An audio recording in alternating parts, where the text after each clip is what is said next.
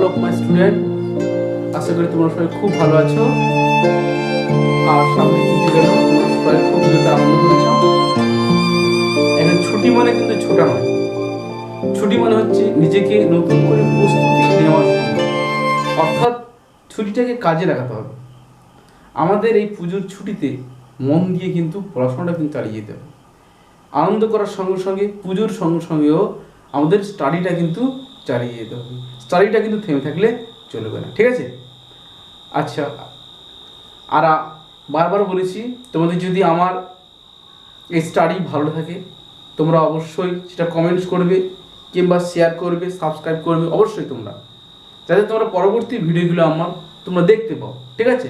বা আমার পরবর্তী পড়াগুলো তোমরা যদি খুঁজে পাও, তার জন্য তোমরা অবশ্যই প্রত্যেককে সাবস্ক্রাইব করবে এবং নোটিফিকেশানটাকে অল করে দেবে, ঠিক আছে? এবং লাইক কমেন্ট অবশ্যই করবে। যদি তোমার কোনো বুঝতে অসুবিধা হয় তুমি সেটা কমেন্টস করে অবশ্যই জানাবে, ঠিক আছে? এখন তাহলে চলে যাক, সরাসরি পড়াতে চলে যাই। আজ তোমাদের যেটা পড়াবো সেটা হচ্ছে নিউটন সেকেন্ড ল, অর্থাৎ নিউটনের দ্বিতীয় গতিসূত্র তোমাদের আমি আলোচনা করব, ঠিক আছে? আর কি আলোচনা করব? ইনার্শিয়াল মাস বা জড়তীয় ভর। কি বলবো? জড়তীয় ভর, আর হচ্ছে নিউটনের দ্বিতীয় গতিসূত্র, ঠিক আছে? এখন নিউটনের দ্বিতীয় গতিসূত্র কাকে বলা হচ্ছে না, কোনো বস্তুর উপর যদি বল প্রয়োগ করা হয় তাহলে বস্তুতে ত্বরণ সৃষ্টি হবে, তাই না? যে তত বেশি বল প্রয়োগ করব বস্তুতে তত বেশি ত্বরণ সৃষ্টি হবে, ঠিক আছে? এটাই নিউটনের দ্বিতীয় গতিসূত্র বলছে।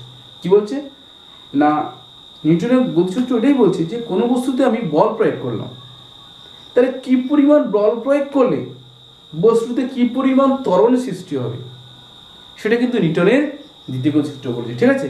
তাহলে নিউটনের দ্বিতীয় গতিসূত্র কি বলেছে?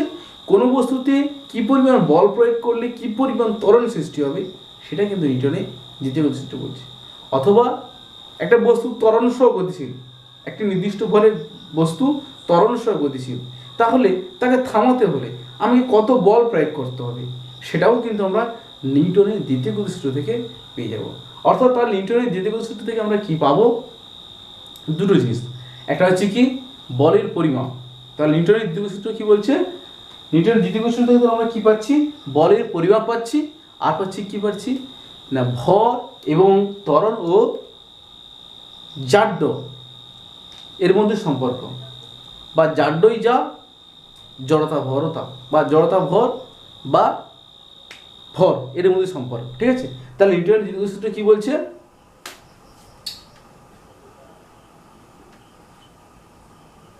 নিউটনের দ্বিতীয় গতিসূত্র,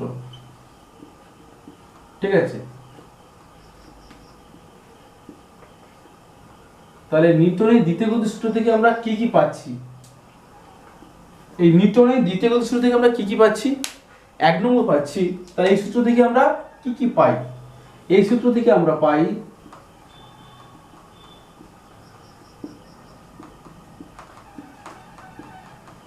কি পাচ্ছি না, এক নম্বর পাচ্ছি কি, এক নম্বর যেটা পাচ্ছি বলের পরিমাপ, সেই বল পরিমাপক সূত্র পাচ্ছি। কি পাচ্ছি? বল পরিমাপক সূত্র। কি পাচ্ছি? বল পরিমাপ, বল পরিমাপক সূত্র, ঠিক আছে?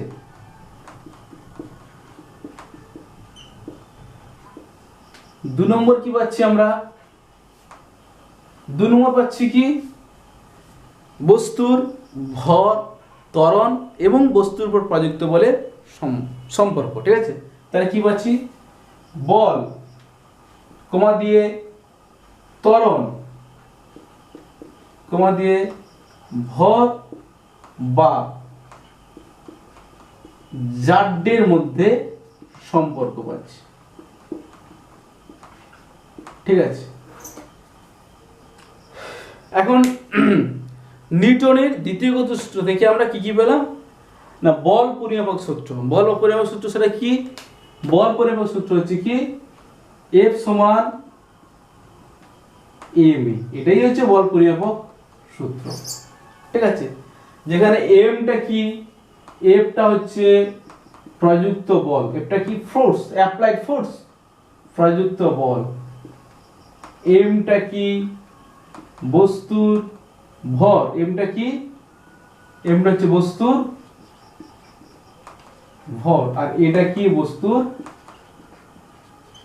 বস্তুর ত্বরণ।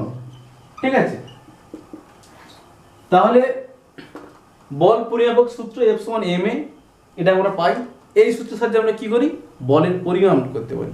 কোনো বস্তুর উপর কি পরিমাণ বল প্রয়োগ করলে কি পরিমাণ ত্বরণ সৃষ্টি হবে সেটা আমরা জানতে পারি। ঠিক আছে, কোনো বস্তু যত বেশি বল প্রয়োগ করব, বস্তু তত বেশি ত্বরণ সৃষ্টি হবে, তাই না? আর কি বলা হচ্ছে, বল, ত্বরণ ও ভর বা জাডের মধ্যে সম্পর্ক। ঠিক আছে, অর্থাৎ এখানে এই জাড বা জড়তীয় ভর এটা পাচ্ছি m সমান f বাই a, তাই না? f সমান a, এই সম্পর্কটাও আমরা পাচ্ছি। ঠিক আছে, এখন আমরা যে জিনিসটা জানবো সেটা হচ্ছে f সমান ma, এই সমীকরণটা প্রতিষ্ঠা করব। কি করব, f সমান ma, এই সমীকরণটা আমরা প্রতিষ্ঠা করব। ঠিক আছে, কি প্রমাণ করব, f সমান ma, এই সমীকরণটা প্রতিষ্ঠা করব।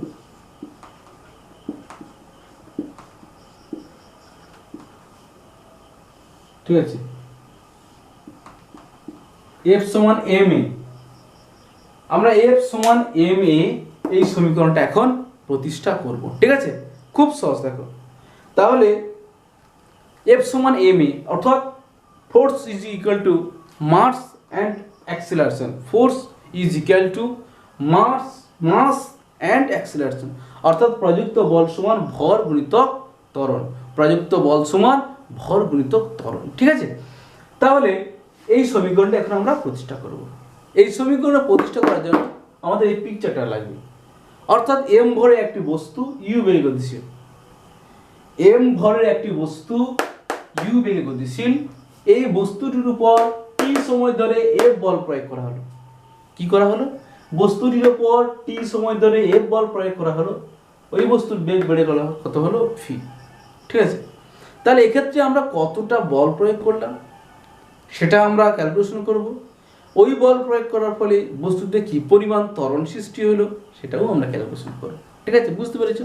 তাহলে m ভরের একটি বস্তু u বেগে গতিশীল, এখন ওই বস্তুর উপরে f বল প্রয়োগ করা হলো t সময় ধরে। ঠিক আছে, তাই এই বস্তুর উপর কি করা হলো, f বল প্রয়োগ করা হলো t সময় ধরে। তাহলে বস্তুতে কি পরিমাণ ত্বরণ সৃষ্টি হলো বা বস্তুতে কি পরিমাণ বল প্রয়োগ করা হলো সেটা আমরা এখন এই সমীকরণের সাহায্যে প্রতিষ্ঠা করব, তাদের মধ্যে সম্পর্কটা। ঠিক আছে, তাহলে কি বলবো, তাহলে ধরি m ভরের বস্তু u বেগে গতিশীল,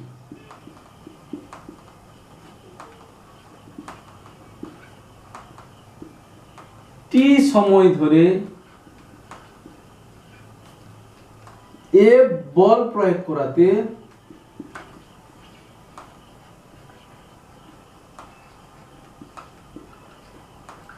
ওই বস্তুর বেগ বেড়ে হলো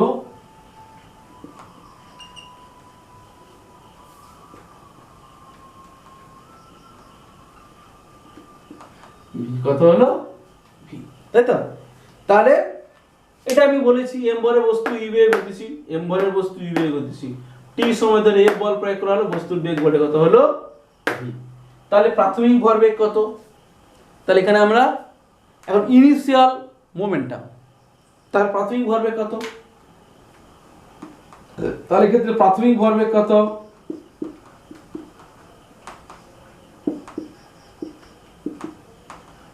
m u, অন্তিম ভরবেগ কত,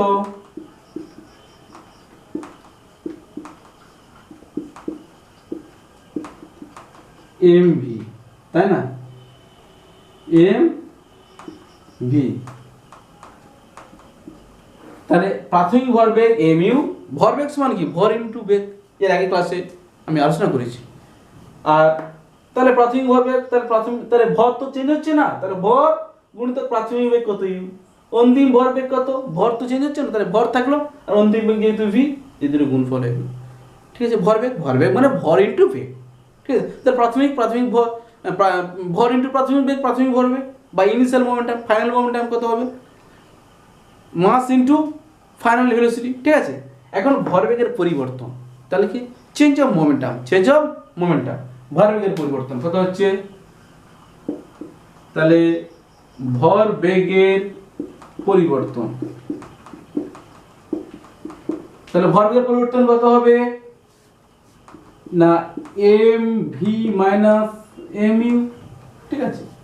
তাহলে ভরবেগের পরিবর্তন কত হলো, পরিবর্তন মানে ডিফারেন্স দুটো মানে কি, দুটোর বিয়োগ, ঠিক আছে, দুটো সাবস্ট্রাকশন সেটা হলো তাহলে চেঞ্জ অফ মোমেন্টাম। এখন rate of change of momentum ভরবেগের পরিবর্তনের হার, ঠিক আছে। তাহলে ভরবেগের পরিবর্তনের হার কত হবে, তাহলে ভরবেগের পরিবর্তনের হার, হার মানে সময় দিয়ে ভাগ, হার মানে কি rate of change of linear momentum, মানে আমাকে এই যে ভরবেগের পরিবর্তন তাকে সময় দিয়ে কি করব, ভাগ করব, ঠিক আছে। তাহলে সেটা হচ্ছে rate of change of linear momentum. তাহলে M V minus M U by T, এখন আমি এম কমন নিলাম, তাহলে কি হবে V minus you by T সমান কি দাঁড়ালো এম এ, কি দাঁড়ালো এম। এখন নিউটনের দ্বিতীয় সূত্র কি বলছে, কোন বস্তুর ভরবেগের পরিবর্তনের হার প্রযুক্ত বলের সমানুপাতিক, ঠিক আছে। অথবা এটাই বলছে যে কোন বস্তুর, তাহলে ভরবেগের পরিবর্তন হার মানে এটা M V minus M U by T, এটা কার সঙ্গে সমানুপাতিক বলছে, প্রযুক্ত বলের সহিত সমানুপাতিক এইটা। তাহলে এইটা যদি আমি তাহলে এটাকে বলছি তাহলে এফ সমানুপাতিক, আর এইটা মানে কত এম এ, তাহলে আমি এটা লিখতে পারবো এম এ। আবার বলছি নিউটন সেকেন্ড ল বলছে কোন বস্তুর ভরবেগের পরিবর্তনের হার প্রযুক্ত বলের সমানুপাতিক, তাহলে ভরবেগের পরিবর্তনের হার মানে M V minus M U by T, এটা হচ্ছে ভরবেগের পরিবর্তনের হার, এটা কার সঙ্গে সমান, প্রযুক্ত বলের সঙ্গে সমানুপাতিক, অর্থাৎ এফ সমানুপাতিক এম এ।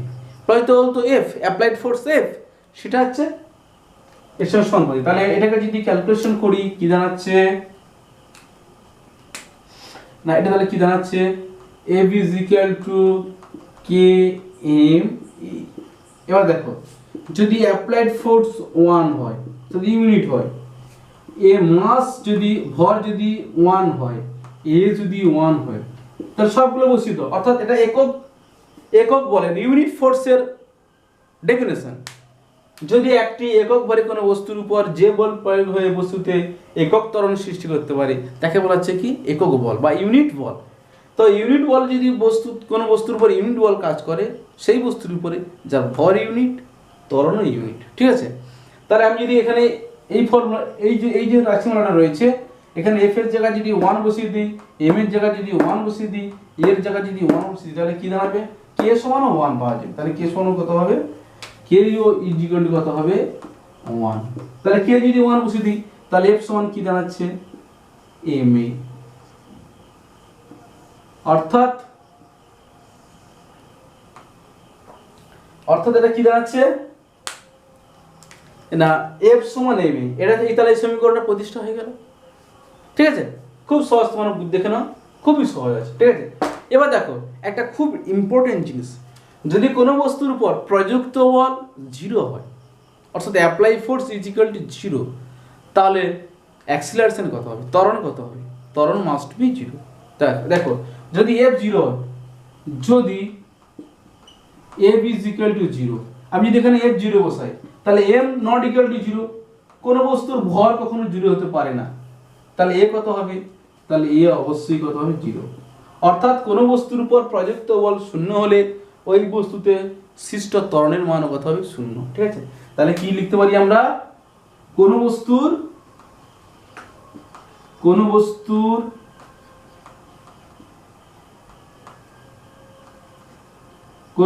উপর প্রযুক্ত বল 0 হলে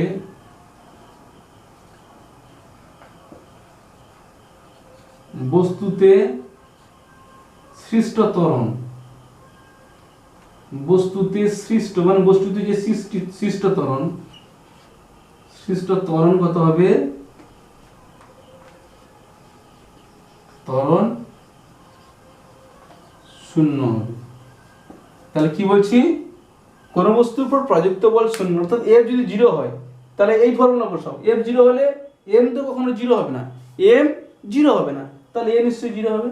তাহলে এফ 0 হলে এম 0 হবে না, এ 0 হবে। অর্থাৎ প্রযুক্ত বল যদি শূন্য হয় তাহলে ত্বরণও কত হবে, শূন্য হবে, তাই না?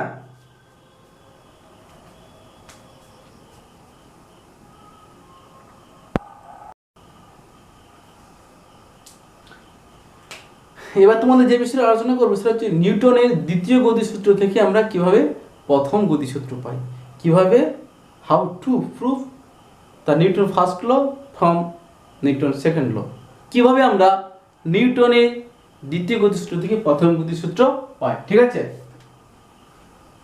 তাহলে নিউটনের দ্বিতীয় গতিসূত্র থেকে প্রথম গতিসূত্র প্রতিষ্ঠা। প্রথম গতিসূত্র বলতে নিউটনের প্রথম গতিসূত্র। ঠিক আছে, তাহলে প্রথম গতিসূত্র প্রতিষ্ঠা। ঠিক আছে, তাহলে নিউটনের দ্বিতীয় গতিসূত্র থেকে আমরা কিভাবে প্রথম গতিসূত্র প্রতিষ্ঠা করতে পারি। ঠিক আছে, খুব সহজ।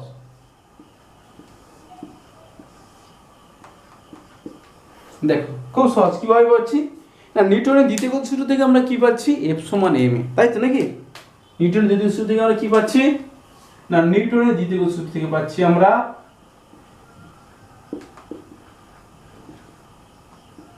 নিউটনের দ্বিতীয় সূত্র থেকে পাই কি,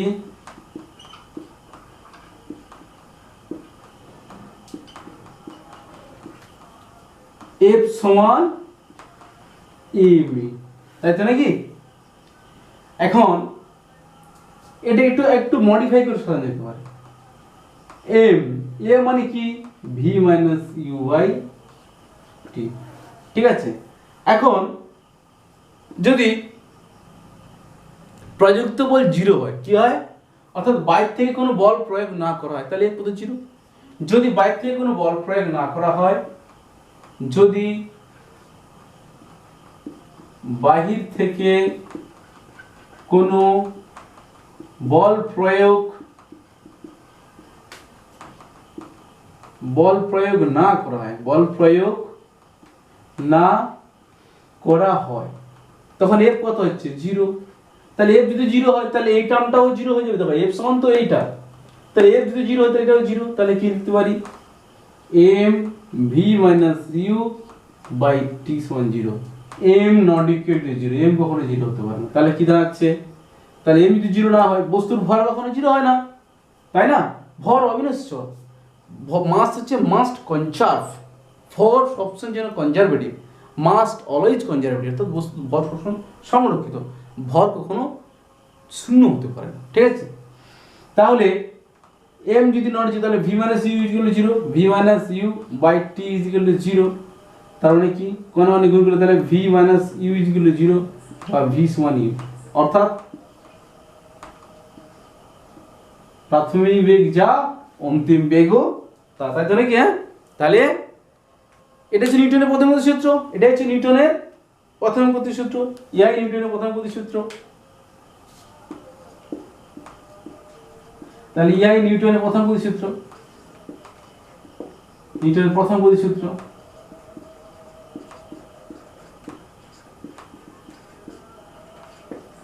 ঠিক আছে, তাহলে যদি তোমাদের বলে নিউটনের দ্বিতীয় গতিসূত্র থেকে প্রথম গতিসূত্র প্রতিষ্ঠা করো, পারবে, খুব সহজ।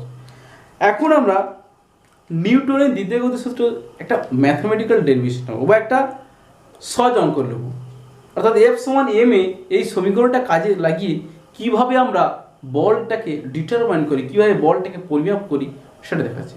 ধরলাম একটা 5 কেজি বস্তুর উপর, 5 কেজি ভরের একটি বস্তুর উপরে দু নিউটন বল প্রয়োগ করা হলো, তাহলে বস্তুতে কত ত্বরণ সৃষ্টি হবে আমরা কিন্তু কিভাবে পাচ্ছি দেখো। একটা অঙ্ক তোমাকে দেওয়া হলো, 5 কেজি ভরের বস্তুর উপর 2 নিউটন বল প্রয়োগ হলে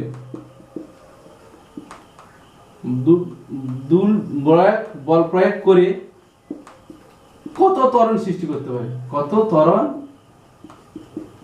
সৃষ্টি করতে পারে। খুব সহজ, ঠিক আছে, খুব সহজ দেখো, খুব সহজ।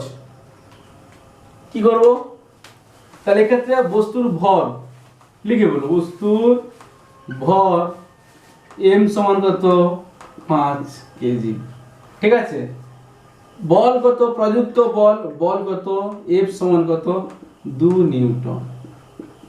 ঠিক আছে, তাহলে ত্বরণ কত সৃষ্টি করবে না, আমরা জানি F সমান ma।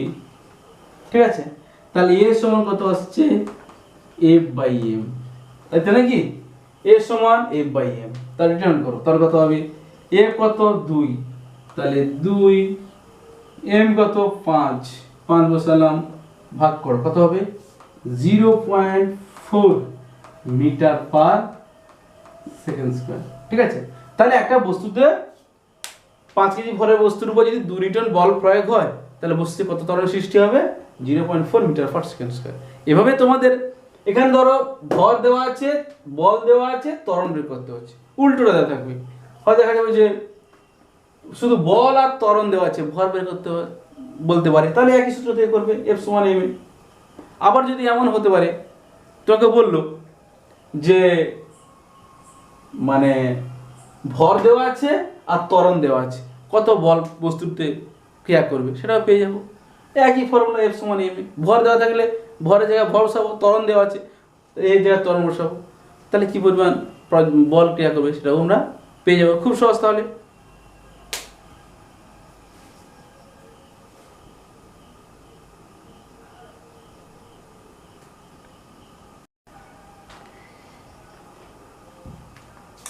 এবার তোমাদের যে বিষয়টা আমি আলোচনা করবো সেটা হচ্ছে কি ইনার্শিয়াল মাস। ইনার্শিয়াল মাস মানে কি, জড়তীয় ভর। কি আলোচনা করব, জড়তীয় ভর, তাই তো। তা খুব সহজ, কি আলোচনা করব, জড়তীয় ভর, তাই তো। জড়তীয় ভর, জড়তীয় ভর বা ইনার্শিয়াল মাস, এই জিনিসটা কি দেখো, নিউটনের দ্বিতীয় গতির সূত্র থেকে আমরা কি পাই F সমান ma, বল পরিমাপক সূত্র, তাই দেখি নিউটন দ্বিতীয় গতির সূত্র থেকে কি পাচ্ছি আমরা F সমান ma, তাই তো নাকি। তাহলে নিউটনের দ্বিতীয় গতির সূত্র থেকে আমরা কি পাচ্ছি F সমান ma। ঠিক আছে, এখন দেখো m সমান কি দাঁড়াচ্ছে F/a, এই m কেই বলা আছে জড়তীয় ভর। ঠিক আছে, অর্থাৎ তাহলে কি বলবো আমরা না, কোনো বস্তুর উপর যে বল প্রয়োগ করে বস্তুতে একক ত্বরণ সৃষ্টি করতে পারে, অর্থাৎ যদি এটা 1 হয়ে যায় তাহলে m যা f তা, যদি এটা 1 হয়ে যায় তার ত্বরণ যদি 1 হয়ে যায় তাহলে কি হবে m যা f তা, ত্বরণ 1 হয়ে গেলে m যা হবে f তা হবে। অর্থাৎ কোনো বস্তুতে একক ত্বরণ সৃষ্টিকারী বলকে তার জড়তীয় ভর বলে। তাহলে কি বলবো, কোনো বস্তুতে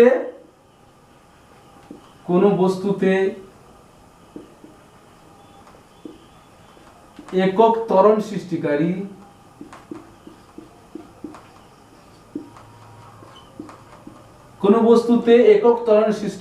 বলকে ওই বস্তুর জড়তীয় ভর বলে, ওই বস্তুর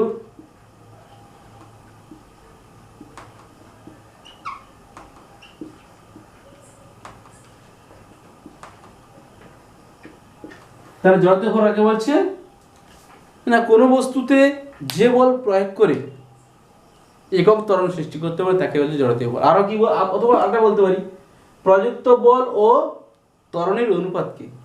তাহলে বল এবং প্রযুক্ত বল ও সৃষ্টিকারী ত্বরণ বা বল ও ত্বরণের অনুপাতকেও আমরা কি বলবো জড়তীয় ভর। তাহলে কি বলছি,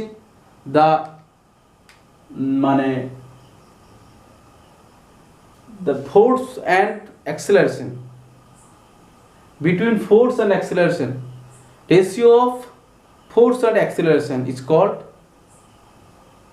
the inertial mass, তাই না। তাহলে কি বলবো না, জড়তীয় ভর কাকে বলছি, প্রযুক্ত বল এবং ত্বরণের অনুপাতকেও জড়তীয় ভর বলা হয়। কি বলছি, এটাও বলা যেতে পারে, কি বলা যেতে পারে না, প্রযুক্ত বল ও ত্বরণের অনুপাতকে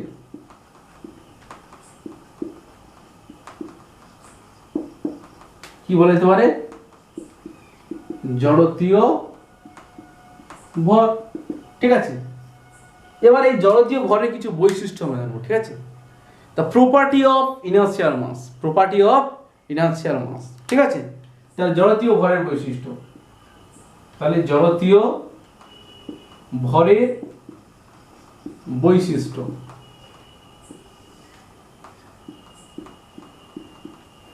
খুব সহজ দেখো, 1 নম্বর কি বলবো, কোন বস্তুর ভর যত বেশি হবে তার জড়তীয় ভর তত কি হবে, বেশি হবে। তাই তো নাকি, কোন বস্তুর ভর যত বেশি হবে, কেন দেখো, কোন বস্তুর ভর বেশি হলে তার ত্বরণ অবশ্যই কম হবে। কি হবে, ত্বরণ কম হবে। তাহলে ত্বরণ যদি কম হয় তাহলে জড়তীয় ভর বেশি হবে। ঠিক আছে, কোন বস্তুর ভর যত বেশি হবে তার মধ্যে ত্বরণ সৃষ্টি ততই কম হবে। আর জড়তীয় ভর কাকে বলা হচ্ছে, প্রযুক্ত বল এবং ত্বরণের অনুপাতকে। তার ত্বরণ যদি কম হয় জড়তীয় ভর কি হবে, বেশি হবে। কেন না, এখানে ত্বরণের সঙ্গে জড়তীয় ভরের কি সম্পর্ক, ব্যস্ত সম্পর্ক। তাহলে 1 নম্বর পয়েন্টে কি আসছি না, ভর যত বেশি হবে জড়তীয় ভর তত বেশি হবে, জড়তীয় ভর তত বেশি হবে। ঠিক আছে, 2 নম্বর কি আসছি না, জড়তীয় ভর অবশ্যই সংরক্ষণ সূত্র মেনে চলে। অর্থাৎ ভর যে অবিনশ্বর, ভরের সৃষ্টি ও ধ্বংস নেই, তেমনি জড়তীয় ভরও কিন্তু অবিনশ্বর, তার সৃষ্টি ও ধ্বংস নেই। অর্থাৎ সে সংরক্ষণ সূত্র মেনে চলে, অর্থাৎ কনজারভেশন লটা সে মেনে চলে। তাই তো, তাহলে কি লিখবো, জড়তীয় ভর, জড়তীয় ভর সংরক্ষণ সূত্র মেনে চলে।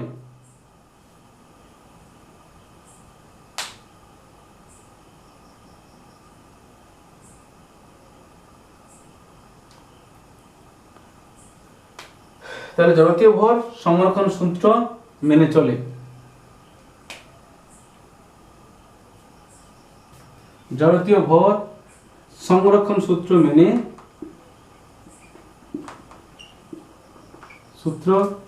মেনে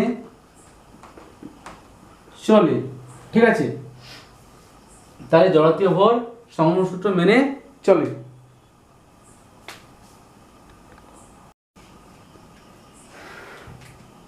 তাহলে জড়তীয় ভর সংরক্ষণ সূত্র মেনে চলে। জড়তীয় ভর কিন্তু বস্তুর আকারের উপর নির্ভর করে না। ঠিক আছে, তাহলে জড়তীয় ভর বস্তুর আকারের উপর নির্ভর করে না। তাহলে জড়তীয় ভর বস্তুর আকারের উপর নির্ভর করে না, বস্তুর আকারের উপর নির্ভর করে না। ঠিক আছে, তাহলে জড়তীয় ভর বস্তুর আকারের উপর নির্ভর করে না। এবার দেখো, আইনস্টাইনের যে আপেক্ষিকতাবাদ নীতি রয়েছে বা থিওরি অফ রিলেটিভিটি রয়েছে, সেখান থেকে বলা হচ্ছে যদি কোনো বস্তু আলোর বেগে গতিশীল হয়, কোনো বস্তু যদি আলোর বেগে গতিশীল হয় তখন তার জড়তা ভর কিন্তু বৃদ্ধি পাবে। ঠিক আছে, তাহলে নিউটনের আপেক্ষিকতাবাদ অনুযায়ী, তাহলে কি লিখবো 4 নম্বরে, নিউটনের আপেক্ষিকতাবাদ অনুযায়ী কোন বস্তু আলোর বেগে চললে, আলোর সমান বেগে চললে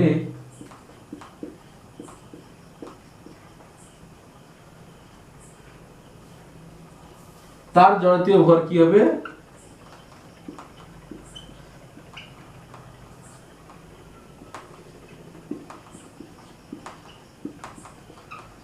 বৃদ্ধি পায়। কি করে দেখো, আইনস্টাইনের আপেক্ষিকতাবাদ কি বলছে, m সমান, এটা হচ্ছে m সমান moving mass rest mass by 1 minus v square by c square. এবার দেখো v সমান যদি c হয়ে যায়, এটা হচ্ছে আইনস্টাইনের থিওরি অফ রিলেটিভিটি, এটাই হচ্ছে আইনস্টাইনের থিওরি অফ রিলেটিভিটি, সেটা কি না m সমান m0 by root over of 1 minus V square by C square. এমটা হচ্ছে কি না এমটা হচ্ছে আমার জড়তীয় ভর, আর m0টা কি হচ্ছে স্থির ভর। এটা কি হচ্ছে এমটা কি ভর, m0টা কি ভর স্থির ভর, ঠিক আছে। যখন পুরো ভেলোসিটি জিরো অর্থাৎ স্থির অবস্থায় ভরটা হচ্ছে m0, আর এই এমটা এখানে কি হচ্ছে জড়তীয় ভর, ইনার্শিয়া মাস, ঠিক আছে। তুমি যদি v1 c হয়ে তাহলে v1 c হয়ে গেলে তো এই টার্মটা 1 হয়ে যাচ্ছে, কি হচ্ছে তখন কিন্তু এর মানে এইটা কিন্তু ইনফাইনাইট হয়ে যাচ্ছে, অর্থাৎ অনেক বড় হয়ে যাচ্ছে, তাই না। কি বলা হচ্ছে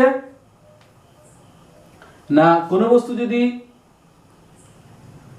আলোর বেগে গতিশীল হয় তাহলে তার জড়তীয় ভর কি হচ্ছে বৃদ্ধি পায়। আর বলা আছে যে জড়তীয় ভরটাই হচ্ছে তার অভিকর্ষীয় ভর, তাহলে কোনো বস্তুর জড়তীয় ভর হচ্ছে কি তার অভিকর্ষীয় ভর, ঠিক আছে। তাহলে 5 নম্বর কি বলছি, কোন বস্তুর জড়তীয় ভর অভিকর্ষীয় অর্থাৎ গ্র্যাভিটেশনাল মাস, তাহলে অভিকর্ষীয় ভরের সমান, ঠিক আছে। তাহলে জড়তীয় ভরটা মোটামুটি বুঝতে পারলে, অর্থাৎ মন্তব্য কথা হচ্ছে জড়তীয় ভরটা হচ্ছে বল এবং ত্বরণের অনুপাত, অর্থাৎ জড়তীয় ভরের সঙ্গে ত্বরণের কি সম্পর্ক রয়েছে, ব্যস্ত সম্পর্ক। এম এখান থেকে পাচ্ছি আমরা এম প্রপোর্শনাল টু 1/a, অর্থাৎ জড়তীয় ভর যত বেশি হবে ত্বরণ তত কম হবে, তাই না। আর আমরা জানি তো যে একটা যে বস্তুর ভর কম সে খুব তাকে সহজেই তাকে এক স্থান থেকে আর এক স্থানে সরানো যায়, অর্থাৎ তাকে ত্বরণ সহ গতিশীল করা যায়। আর যে বস্তুর ভর যত বেশি তাকে কিন্তু তত কম নড়ানো যায় এক স্থান থেকে অন্য স্থানে, অর্থাৎ তার ত্বরণ তত কম হয়, তাই না। যে বস্তু যত ছোট হবে মানে তার ভর কম, তাকে সহজেই আমি এক স্থান থেকে অন্য স্থানে নিয়ে যেতে পারবো, অর্থাৎ তাকে ত্বরণ সহ গতিশীল করতে পারবো। অর্থাৎ ভর কম মানে ত্বরণ বেশি, মানে কি সম্পর্ক, একটা কমলে একটা বাড়ছে, ব্যস্ত সম্পর্ক। অর্থাৎ ভরের সঙ্গে ত্বরণের কি সম্পর্ক, ব্যস্ত সম্পর্ক, ঠিক আছে। তাহলে জড়তীয় ভর সম্পর্ক বোঝা গেল। তাহলে আজ আমি কি পড়লাম, নিউটন দ্বিতীয় গতি সূত্র বললাম। সেখান থেকে কি কি জানা যায়, নিউটন দ্বিতীয় গতি সূত্র কি বলছে, কোন বস্তুর ভর বেগের পরিবর্তনের হার প্রযুক্ত বলের সহিত সমানুপাতিক। কোন বস্তুর ভর বেগের পরিবর্তনের হার বস্তুটির উপর প্রযুক্ত বলের সমানুপাতিক, এটা আমরা জানতে পারলাম। আর কি জানলাম, নিউটনের গতিসূত্রে কি কি জানতে পারি সেটা আমরা জানতে পারলাম। বল পরিমাপক সূত্র জানতে পারলাম, ভর ত্বরণ এবং বলের মধ্যে সম্পর্ক জানতে পারলাম। নিউটনের দ্বিতীয় গতিসূত্র থেকে F সমান ma প্রতিষ্ঠা করতে পারলাম। তারপর নিউটনের দ্বিতীয় গতিসূত্র থেকে প্রথম গতিসূত্র প্রতিষ্ঠা করলাম। জড়তীয় ভর কাকে বলে জানলাম, জড়তীয় ভর সম্পর্কে তার বৈশিষ্ট্যগুলো আমরা জানলাম, ঠিক আছে। তাহলে আজকে আর নয়, তোমরা সবাই ভালো থাকবে, মন দিয়ে পড়বে, বেশি বেশি করে পড়বে, আর স্টাডিগুলো অবশ্যই খেয়াল রাখবে। কোনো বুঝতে অসুবিধা হলে আমাকে কমেন্টস করে জানাবে।